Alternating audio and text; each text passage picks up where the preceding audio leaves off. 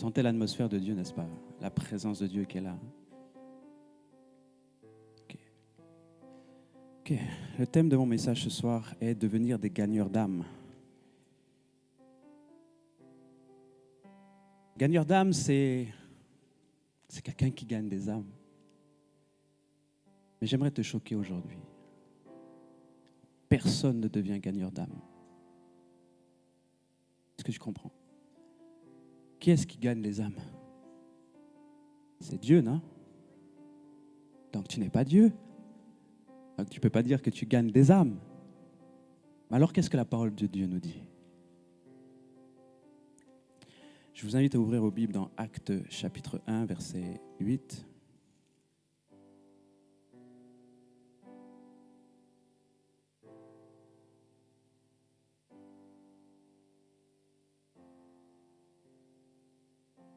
Et avant de lire ce passage, on va juste incliner notre tête et je vais prier.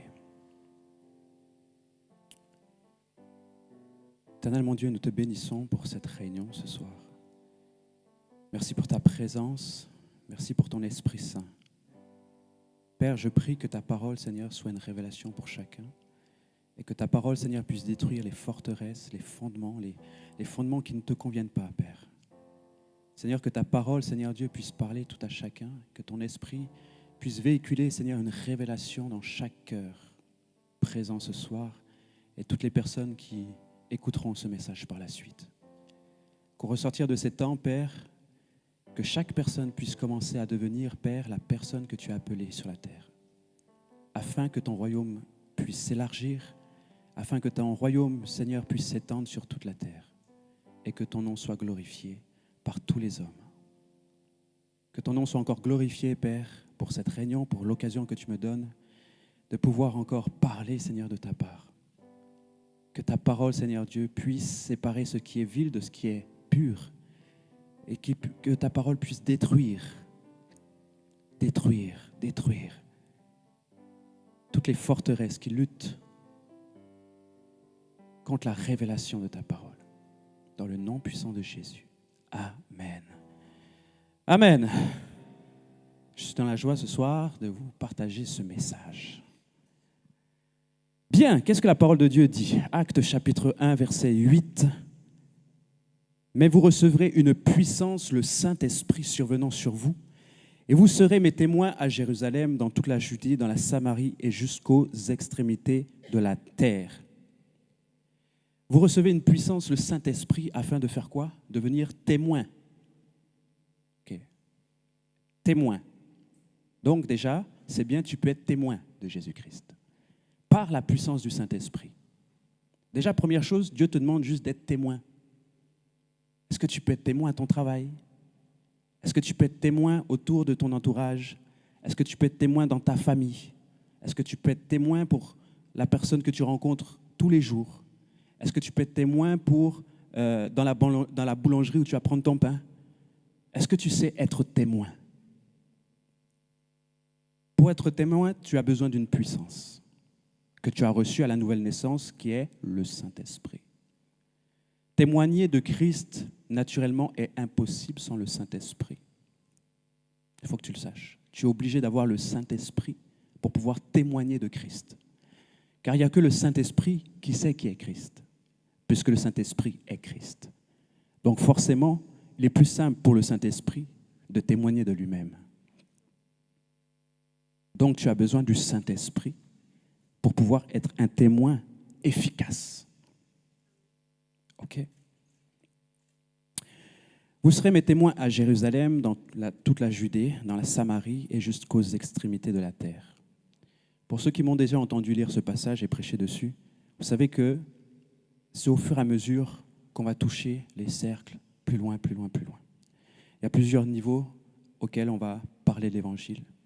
Lorsque nous sommes croyants pour la première fois et que nous croyons en Jésus, nous allons commencer par notre famille, par ceux qui gravitent autour de nous. Et on commence à prêcher l'Évangile à notre famille, puis à nos amis, puis peut-être à nos collègues de travail et à toutes les personnes qui gravitent autour de nous. Et au fur et à mesure, on va commencer à aller un peu plus loin. On va commencer peut-être à aller dans un quartier, dans la rue, on va commencer à aller dans la ville, On va aller peut-être un peu plus loin. Et le Seigneur va vous emmener davantage de personnes à aller plus loin, plus loin, plus loin pour parler de lui, jusqu'aux extrémités de la terre. Si tu commences d'abord par les extrémités de la terre, tu n'auras pas l'expérience de la prédication de l'Évangile. Donc si tu cherches à faire comme les grands hommes de Dieu tout de suite aux extrémités de la terre, tu vas te perdre. Et les combats des extrémités de la terre, ce n'est pas les mêmes combats que tu vas retrouver dans ta famille. Donc j'aimerais te dire, tu viens de donner à Jésus, gloire à Dieu. Mais tu commences peut-être déjà à prêcher l'Évangile ou tu veux déjà prêcher l'Évangile dans la nation, dans toutes les nations, et tu commences par Internet. Sache que Internet, ce n'est pas une bonne estrade pour que tu puisses prêcher l'Évangile et pour être un témoin efficace de Dieu. Car en prêchant d'abord sur Internet, tu vas commencer à toucher les extrémités de la terre. Et tu vas aussi avoir les combats des extrémités de la terre. Ne cherche pas à devenir grand. Laisse Dieu t'élever. Ne cherche pas les extrémités de la terre. Commence simplement avec ta famille. Si tu arrives à gagner déjà toute ta famille à Christ, le reste, Dieu va s'en charger. Fais petit à petit. Vous savez, Dieu fonctionne avec une loi très importante, la loi de la croissance. Vous ne verrez jamais une graine que vous avez plantée en terre devenir un arbre et porter du fruit en un instant. Celui qui vous raconte ça, c'est faux. La loi de la croissance, pour Dieu, est importante.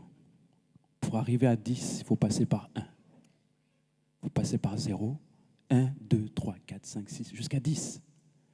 Pour grimper les escaliers, il faut commencer par la première marche. C'est impossible d'arriver à la 10e marche, à moins que tu aies des très longues jambes ou que les marches sont très petites. Okay? Donc, c'est important de savoir ça. Pourquoi? Parce que tu as besoin, en fait, de savoir que Dieu va t'utiliser petit à petit. C'est la loi de la croissance. Petit à petit. Si un arbre pouvait grandir en une fraction de seconde, et si quand bien même il grandit très haut, mais qu'il n'a pas de fondement, il va s'écrouler très vite aussi. Fais attention à ça. Imagine-toi comme un arbre qui grandit avec Dieu, qui doit porter du fruit pour les nations entières. Et puis imagine maintenant que Satan, c'est le bûcheron, qui essaie par tous les moyens de te couper. Vaut mieux pour toi que ton tronc soit solide et que tu sois bien enraciné, pour que lorsque la tempête va arriver, tu ne te déracines pas.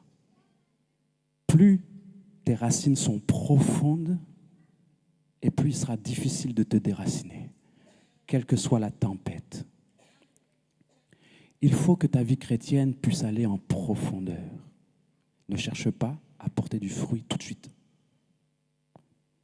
Et toutes les personnes qui portent déjà du fruit, rappelez-vous de votre situation lorsque vous avez accepté Jésus. Ne jugez pas trop vite.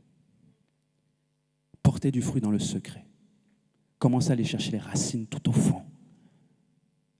Vous avez besoin de la substance de la foi. Si vous n'avez pas la foi, vous ne pouvez pas transmettre la foi. La foi se transmet. Vous ne pouvez pas donner à quelqu'un ce que vous n'avez pas. C'est impossible. Donc, pour être témoin de Christ, vous avez besoin d'abord que Christ, d'abord le témoignage de Christ. Vous avez besoin de vivre Christ pour pouvoir le témoigner. Si vous ne connaissez pas Christ, vous ne pourrez pas le témoigner. Vous avez besoin d'avoir une intimité avec le Saint-Esprit. Vous avez besoin de connaître la puissance qu'est le Saint-Esprit pour pouvoir témoigner de cette puissance. Peut-être que la personne que vous aurez en face de vous est une personne qui a besoin de guérison. Mais parce que tu ne connais pas la puissance du Saint-Esprit dans la guérison, tu ne pourras jamais toucher cette personne par la guérison. Tu as besoin d'abord d'avoir le témoignage du Saint-Esprit pour pouvoir témoigner du Saint-Esprit. Donc vous recevez une puissance, le Saint-Esprit, vous serez mes témoins jusqu'aux extrémités de la terre. Ce soir, je vais vous apprendre, non pas à devenir des gagneurs d'âmes, car il n'y a que Dieu qui gagne les âmes, on va le voir au fur et à mesure, mais je vais vous apprendre à être un témoin efficace et à être des faiseurs de disciples. On va juste prendre Marc chapitre 16, verset 17.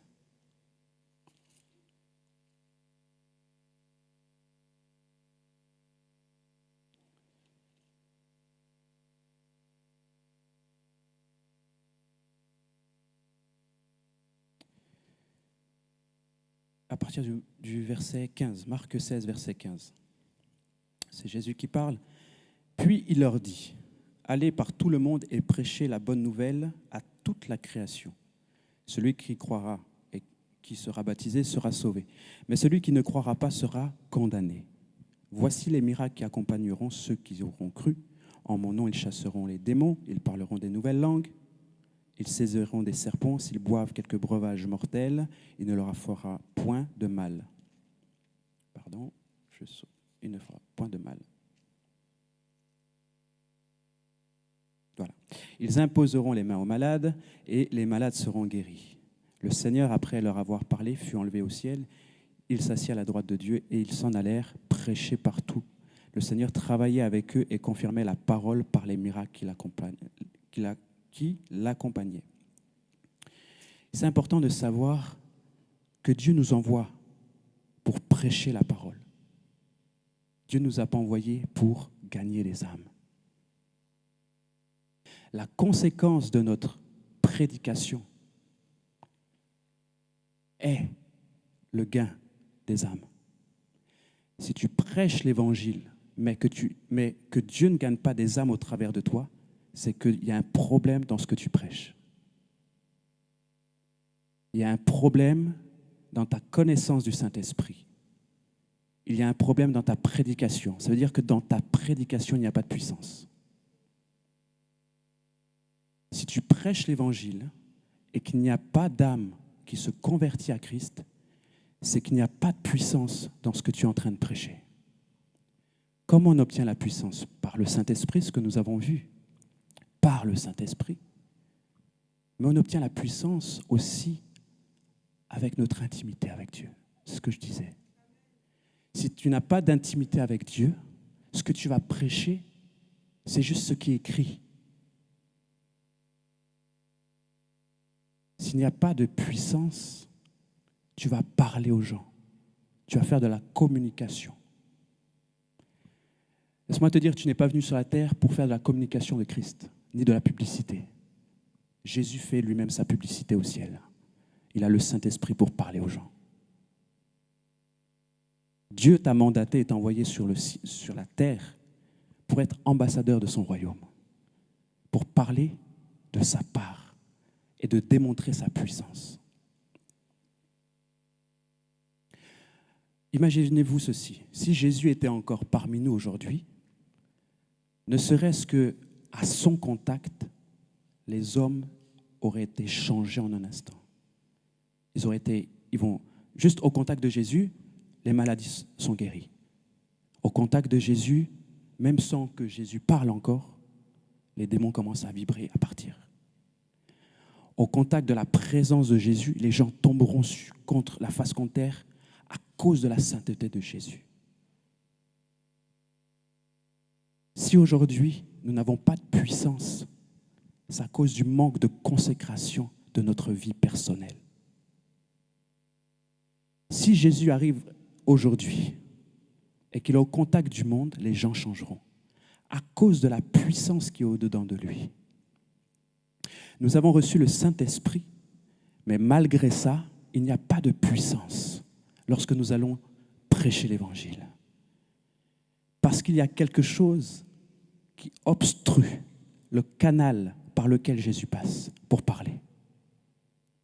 Ce qui obstrue le canal pour parler, c'est notre consécration, c'est notre sainteté, c'est notre vie de prière. Vous voulez être des témoins efficaces? Passez plus de temps dans la prière. Connaissez Dieu. Soyez dans l'intimité avec Dieu. Soyez remplis continuellement du Saint-Esprit. Débordez de la présence de Dieu. Et lorsque vous allez prier pour les gens, leur vie va être transformée. Il y a 1 an de ça, on était allé à Libourne, pour ceux qui se rappellent. Et on a témoigné de Christ. Et il y avait un groupe de jeunes, des SDF, mais qui étaient très jeunes, entre 15 et 20 ans. Et on s'est dit, allez, on y va, on va leur parler. C'est difficile, mais on y va. Vous savez, ce type de personnage, ça vous fait peur, parce qu'il y a trop de conceptions dans votre tête et qu'il n'y a pas assez d'amour de Jésus. Mais l'amour bannit la crainte. On est allé voir ces jeunes, on a parlé de Jésus, j'ai parlé au chef de la bande. Je lui ai dit, j'ai prié pour lui et je lui ai dit, tu as plein de compétences au-dedans de toi. Tu peux aller très loin, tu peux travailler, tu peux refaire tes études. Effectivement, ce gars-là, ce jeune parlait 4 langues. Bon, il connaissait un peu Dieu, sa famille, sa mère est orthodoxe, mais pour lui, Dieu, c'était très loin. Et lui, il vivait par ce qu'il savait faire. Il n'avait pas besoin que les hommes l'aident, et Dieu encore moins. Et j'ai simplement prié et j'ai cru en lui, comme Dieu le regarderait. Je lui ai dit, tu as plein de compétences, tu peux y arriver, tu peux changer ta vie. Si toi, tu changes ta vie, tous ceux qui te suivent vont aussi changer de vie. Tu peux retrouver du travail, tu peux refaire ta vie. Il m'a donné son numéro et je lui avais dit, je te rappellerai, on va en discuter. Je ne l'ai jamais appelé. Je ne sais pas pourquoi. Je ne l'ai jamais appelé. Pourtant, j'avais son numéro. Je n'ai jamais appelé. Et puis, il y a 3 jours de ça, le Saint-Esprit me presse et me dit, envoie-lui un message. Je dis, mais Seigneur, je sais pas, voilà, ma parole, je dis que j'allais l'appeler, je ne l'ai pas appelé, donc vous avez un peu, voilà, c'est normal. Et j'ai écouté le Saint-Esprit, j'ai envoyé un message. Bonjour Igor, comment vas-tu? C'est le pasteur Michael, on s'est rencontrés à Libourne. J'espère que tu vas bien, que Dieu te bénisse. Le soir même, il m'appelle. Il me dit, ah bro, comment tu vas? Ça va? Je dis, oui, ça va. Et il me dit, je n'avais pas encore de WhatsApp. Je viens d'installer WhatsApp et le premier message qui arrive, c'est le tien. Et maintenant, il me raconte sa vie. Il me dit, depuis que tu as prié, j'ai trouvé du travail. Je n'ai pas arrêté de travailler jusque-là. Je suis retourné vivre chez ma mère. J'ai ma copine avec moi aujourd'hui, on est stable. Ma vie a changé depuis que tu as prié pour moi. Et cette personne, ce mois-ci, n'a plus de travail. Je lui ai dit, ça tombe bien, j'ai encore prié pour toi. Et il m'a dit, si je viens à Bordeaux, il m'a dit qu'il voulait venir à Bordeaux. Je lui ai dit, pas de problème, je vais t'héberger. Il m'a dit, mais j'ai ma copine. J'ai dit, viens avec ta copine, je vais t'héberger. Il m'a dit, dès que je viens, je t'appelle. Parce que on va manger ensemble. Et puis, on ira à la messe après. Il dit, pas de problème, tu viendras à l'église. La puissance de la prière. Si vous priez pour quelqu'un et que vous croyez en cette personne, sa vie peut changer. Il y a beaucoup de personnes pour qui on prie dans la rue, on n'a aucun retour. Mais je peux vous assurer que leur vie change. Parce que vous priez pour eux et vous avez foi en Dieu. La vie des Bordelais est en train de changer. Parce qu'on est dans les rues et on prêche pour eux. C'est en train de changer parce qu'on va et on croit en eux. Parce qu'on leur donne de l'espérance. On leur donne la possibilité de changer. Tu peux aussi le faire.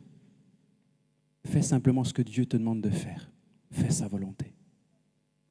Quand tu fais la volonté de Dieu, tu réponds parfaitement à ce qu'il demande. C'est-à-dire que lorsque Dieu t'envoie, il a déjà préparé le terrain. Il sait que la terre dans laquelle tu vas semer est une bonne terre. Mais nous, on voit à l'apparence. La Bible dit quoi? Or, l'apparence frappe aux yeux. Je paraphrase, mais l'Éternel regarde au cœur, mais l'homme regarde à l'apparence.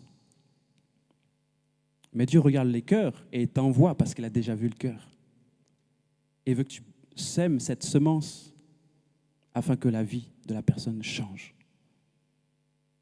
Et après cet appel, j'étais sous le choc. Pour ceux qui sont dans l'équipe d'évangélisation, vous avez reçu le message. J'étais sous le choc. Et j'étais en train de me dire, mais Seigneur, et si je n'avais pas prêché l'évangile à ce type? Et toutes les fois que tu m'envoies, je ne prêche pas.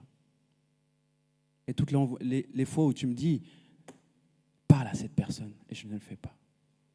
J'étais choqué de ce que Dieu avait fait dans la vie de cet homme. Pourquoi? Parce qu'on croit à moitié. On n'est pas certain que la vie des gens change parce qu'on est trop focalisé sur notre vie à nous.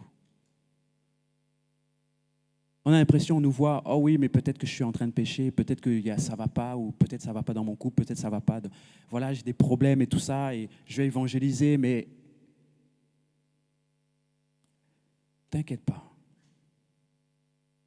Si tu ne peux pas être un témoin efficace, sème la parole. Vous savez, le semeur qui a des grains dans son sachet, on n'en a rien à faire qu'il soit blanc, noir, qu'il soit petit, grand, que ce soit un enfant, qu'il soit intelligent ou pas. On sait que la semence est bonne et on sait que le terrain est bon aussi.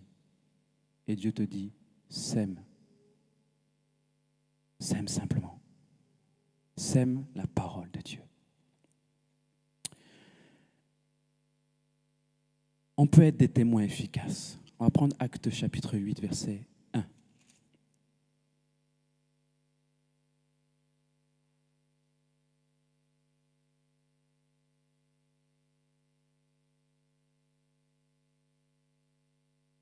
Actes chapitre 8, verset 1. Et c'est la parole que le Seigneur m'a vraiment donnée pour Bordeaux aujourd'hui, à l'heure actuelle. Alors attendez, Acte 8, chapitre à partir du verset 4, pardon. Si je ne me dis pas, ouais, on va lire à partir du verset 1, c'est pas grave. Il y eut ce jour-là une grande persécution contre l'église de Jérusalem, et tous, excepté les apôtres, se dispersèrent dans les contrées de la Judée et de la Samarie. Des hommes pieux ensevelirent Étienne et le pleurèrent à grand bruit. Saul, de son côté, ravageait l'église, pénétrant dans les maisons, et il en arrachait hommes et femmes et les faisait jeter en prison. Ceux qui avaient été dispersés allaient de lieu en lieu annoncer la bonne parole, la bonne nouvelle de la parole. Philippe étant descendu dans une ville de Samarie, y prêcha le Christ. Les foules tout entières étaient attentives à ce que disait Philippe, lorsqu'elles apprirent et virent les miracles qu'il faisait. Car des esprits impurs sortaient de plusieurs démoniaques en poussant de grands cris, et beaucoup de paralytiques et de boiteux furent guéris. Il y eut une grande joie dans cette ville. Après Jérusalem, donc si on est encore dans notre cercle, le Seigneur me montrait que aujourd'hui l'évangélisation dans l'église Cive à Bordeaux va passer à une autre dimension. On va passer de Jérusalem à la Samarie. On va sortir du cadre de ce qu'on connaît, des amis, de la famille, des collègues de travail. Maintenant, on s'attaque à la ville. On va conquérir Bordeaux. Et le réveil qu'il y a eu dans la Samarie, parce que toute la Samarie, c'était une petite ville, c'était une toute petite ville, et toute la Samarie avait été convertie à Jésus. Parce que Philippe était là et qu'il prêcha le Christ sans se soucier des persécutions. Il prêcha le Christ et ils virent aussi des miracles qu'il faisait. Bien-aimés, aujourd'hui, il faut que les gens, les païens, voient Dieu en action. Pour voir Dieu en action, il y a un prix à payer. Il y a un prix à payer.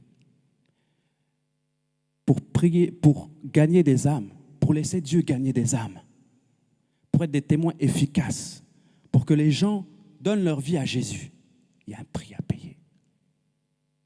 Le prix de la consécration,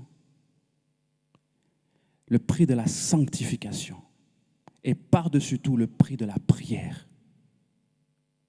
Pas forcément la prière pour les âmes, parce que Dieu veut que tous les hommes soient sauvés. Donc Dieu veut que tout Bordeaux soit sauvé. Dieu veut que tous les hommes soient sauvés. Pourquoi prierons-nous encore Dieu pour qu'il les sauve? Puisqu'il veut déjà que tous soient sauvés. Il nous a envoyé faire quoi? témoin et de prêcher la parole. Pour que Bordeaux soit sauvé, il en va de ma vie chrétienne.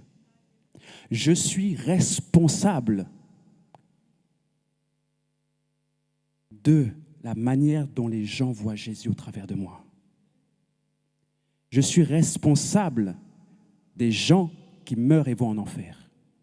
Je suis responsable de toutes les personnes où Dieu me dit « prêche l'évangile ». Je suis responsable de ces personnes. Toutes les églises d'une ville sont responsables de tous les païens de cette ville. Nous sommes responsables à Cives, Bordeaux. Les autres églises sont responsables aussi.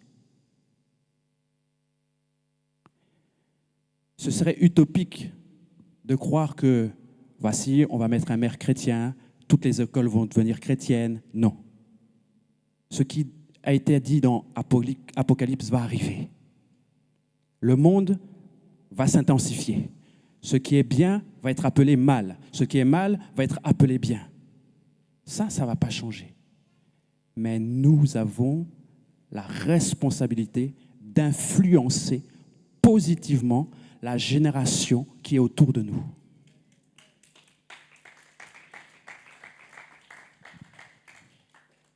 On va lire Éphésiens chapitre 5.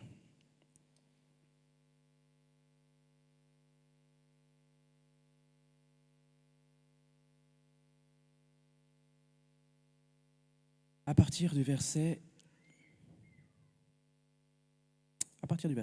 1er.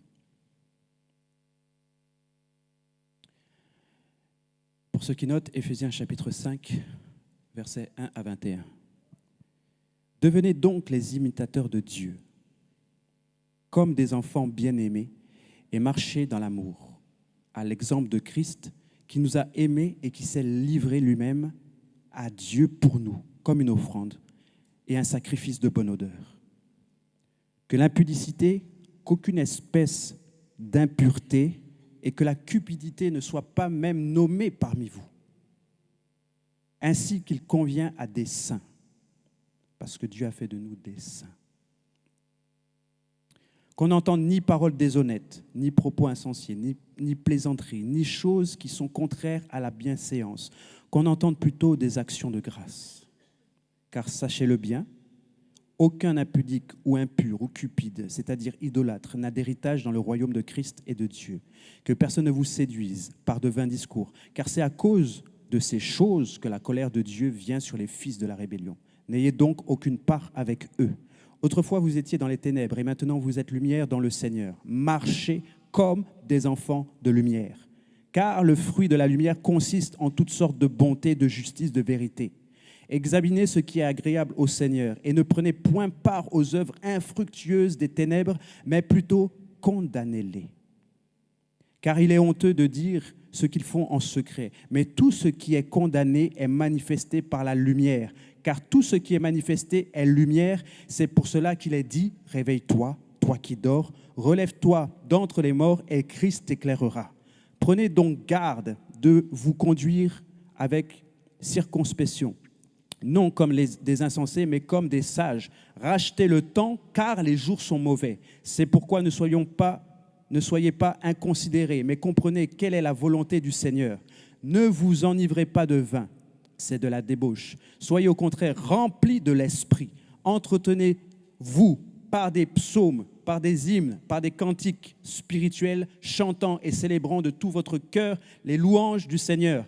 Rendez continuellement grâce pour toutes choses à Dieu, le Père, au nom de notre Seigneur Jésus-Christ, vous soumettant les uns aux autres dans la crainte de Christ. Tu veux devenir gagneur d'âme, fais ce que la Bible dit. Tu veux être un témoin efficace, fais ce que la Bible dit. Les jours sont mauvais. Et ils sont encore plus mauvais que là dans Éphésiens. Si tu veux vraiment marquer la différence en tant que chrétien, si tu veux vraiment être un témoin efficace, il faut que tu sois différent d'eux. Il faut qu'on te voie clair, parce que tu es la lumière du monde. Les ténèbres n'ont rien avec toi. Tu es la lumière du monde. C'est-à-dire que quand les ténèbres arrivent devant toi, ils voient la lumière. Ils voient même, sans que tu parles, ils voient déjà la lumière. Sans que tu parles dans l'atmosphère, ils sentent déjà quelque chose. Mais pour qu'on y arrive, il faut faire ce qui est écrit dans la parole. Consécration, sanctification. Consécration, sanctification. Et prière par-dessus tout. La prière, pourquoi? La prière pour vivre en communion avec Dieu. La prière pour que le caractère de Christ déteigne sur nous. La prière pour changer de mentalité. La prière pour que le monde, que nous soyons plus soumis au système du monde, mais renouvelés par l'intelligence de Dieu. Tu veux gagner des âmes pour Dieu? Paye le prix. Deviens un témoin efficace. Deviens la personne que Dieu a envoyée sur la terre. Deviens un disciple pour ensuite pouvoir faire des disciples. Vous savez, une âme est gagnée, on peut dire une âme est gagnée juste à sa mort. Comment tu peux savoir que tu as réellement gagné ton frère? Comment tu peux dire que tu es gagneur d'âme alors que cette âme n'est pas encore morte? Il n'y a que Dieu qui sait qu'on a gagné ou pas une âme. C'est lui qui gagne les âmes. Nous faisons des disciples.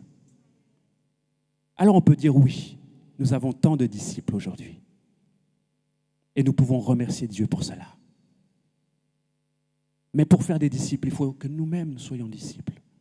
Or, celui qui est disciple de Christ, c'est celui qui marche dans la lumière et qui est lui-même lumière.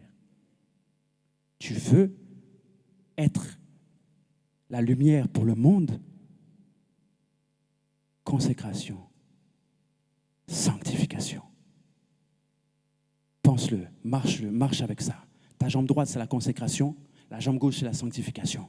Consécration, sanctification, consécration, sanctification. Et tu demeures dans la présence de Dieu continuellement. On veut sauver Bordeaux? Gloire à Dieu.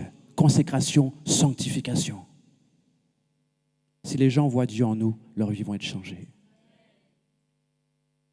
Je ne parle même pas du manteau d'évangéliste ou pas. Tu es chrétien. Consécration, sanctification. Et au travers maintenant des dons que Dieu t'a donnés, au travers du ministère auquel Dieu t'appelle, alors tu vas avoir une couleur pour prêcher l'évangile. Tu te dis prophète, je n'ai rien à voir avec parler de Dieu, je n'ai rien à voir avec le ministère d'évangéliste, je n'ai rien à voir avec tout ça, je suis prophète. Lorsque Jésus était avec la Samaritaine, n'a-t-il pas prophétisé? Et lorsqu'il lui a donné la prophétie, il lui a dit, oui, assurément, tu es le Messie. Et elle a appelé tout son village. Ils ont cru. Ils ont donné leur vie à Jésus. À cause de quoi? La prophétie. Lorsque Pierre, après avoir été baptisé du Saint-Esprit, il a fait un long discours expliquant les Écritures, comme le ferait un docteur. Qu'est-ce qui s'est passé? 5000 hommes ont donné leur vie à Jésus. Pourquoi? Parce que l'onction du docteur était sur lui à cet instant. Est-ce que vous comprenez? Tous les ministères sont appelés à être des témoins. Tous les ministères sont appelés à prêcher l'évangile. Si tu entends quelqu'un qui te dit « Oh, moi je suis prophète, je ne prêche pas l'évangile », dis-lui c'est faux. Ce n'est pas biblique. Si un apôtre te dit non, moi, si un docteur te dit non, moi c'est les Écritures, c'est pour l'édification des saints, tu dis c'est faux. Pierre a prêché. Il a décortiqué tout ce que la Bible avait dit. Il a fait preuve du doctorat de la parole. Si un pasteur te dit ah non, moi c'est pour les âmes dans l'église, moi je ne veux pas à l'extérieur, c'est faux. Jésus lui-même a laissé la brebis, les 99 autres, pour aller chercher quoi? Une seule qui était perdue. L'apôtre est évangéliste. Il n'y a pas de problème avec lui. L'évangéliste est évangéliste. Il n'y a pas de problème avec lui non plus. Tous les ministères sont appelés à prêcher l'évangile. Tous les ministères sont appelés à prêcher l'évangile. J'ai une bonne nouvelle ou une mauvaise nouvelle pour toi aujourd'hui. Tu es appelé à prêcher l'Évangile et à être un témoin efficace pour Jésus.